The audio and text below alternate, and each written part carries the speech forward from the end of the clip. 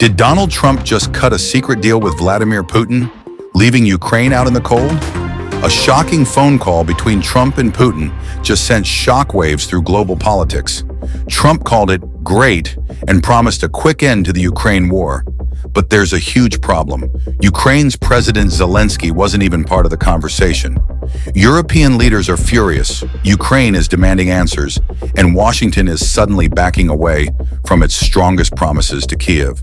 So, what's really happening? Is Trump the mastermind of peace, or is Ukraine about to be sold out? Let's break it all down. So, Vice President J.D. Vance just made headlines with a clear warning to Russia: either agree to a good peace deal with Ukraine or face economic sanctions. In Poland, U.S. Defense Secretary Pete Hegseth met with his Polish counterpart, reiterating his warning that Europe must take greater responsibility for its own security. My job today and in Brussels was to introduce realism to the conversation. The reality that returning to 2014 as borders as part of a negotiated settlement is unlikely. The reality of U.S. troops in Ukraine is unlikely. The reality of Ukraine membership in NATO as a part of a negotiated settlement, unlikely. And I stand by the comments that I made on that first day in the Ukraine contact group. And that's for all the press out there who... This all comes after the phone call that has everyone talking. Trump and Putin spoke earlier this week, and Trump called the conversation great. He even said there's a good possibility of ending the war. Sounds promising, right? But here's the problem. Ukraine's President Zelensky was not on the call. He later demanded that Ukraine not be left out of any negotiations. Ukraine's president also responded to claims that Donald Trump's actions were emboldening Vladimir Putin. And he said to me, I think that Putin wants to stop the war. I said to him that he is a liar, and you can count on it. I hope that you will pressure him because I don't trust him. We had such conversations with Putin, direct conversation about ceasefire.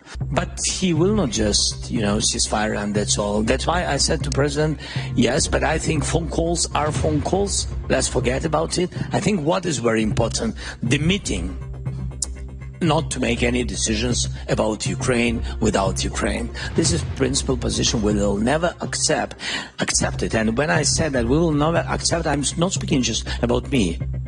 I'm speaking about all our people, all our nation, people. And it's not just Ukraine. Europe was caught off guard too. French President Emmanuel Macron warned that any deal that involves giving in to Russia would end badly for everyone. Wait. Trump is negotiating without Ukraine? That's like planning a wedding and not inviting the bride. And not everyone in the U.S. government is on board. Some senior senators are saying, hold up. Why are we even talking about peace deals without making sure Ukraine is still armed and ready to fight? One even warned Trump directly, don't be afraid of Moscow. So the question is Trump giving in to Russia? Or is he playing 4D chess to end the war faster? And more importantly, what does this mean for Ukraine? Could they end up getting left out of their own future? So what's really going on here? Are we looking at real peace talks? Or is Trump trying to cut a side deal with Putin? Now, if there's going to be a peace deal, the biggest question is, who gets what? Right now, Russia controls about 20% of Ukraine. That includes Crimea, which Russia annexed in 2014, plus big chunks of Donetsk and Luhansk in the east. Zelensky says Ukraine won't accept anything less than full control over its territory, including Crimea. Without the real security guarantees, we will give him pause. I don't want to, be those person in the history who helped Putin to occupy my country. I don't want it. And that's why I will never do it. I will never do it. And that. But here's where things get interesting. Zelensky floated the idea of a land swap, giving up Russian-held territory in Ukraine in exchange for Ukrainian-controlled land in western Russia's Kursk region. And guess what? The Kremlin immediately shut that down. So if both sides refuse to back down, how can a peace deal even happen? The next huge issue in these talks, Ukraine's NATO membership. For years, Zelensky has pushed for NATO membership, arguing that only a formal alliance can truly protect Ukraine from Russia. And for a long time, Western leaders agreed. But now, suddenly, the US is backing away. Wait, what?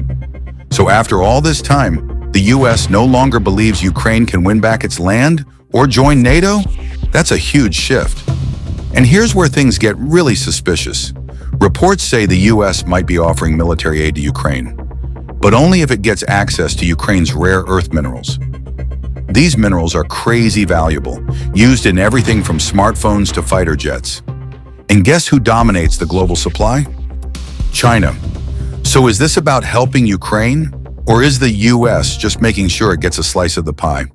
Any idea of cooperation between parties, other parties and these extreme right parties? I think there is a strong consensus between all relevant parties in Germany that they won't do so. I hope this will last and continue. But it is absolutely sure and necessary to say it is not others to give us the advice to cooperate with these parties which we are not working with for good reason. Trump's team is saying he's the only one who can bring peace. But let's not forget, Trump has always had a complicated relationship with Ukraine and NATO. Remember in 2018 when he threatened to pull the US out of NATO completely? And let's not forget, Trump was literally impeached over his dealings with Ukraine. So is Trump really the key to ending this war?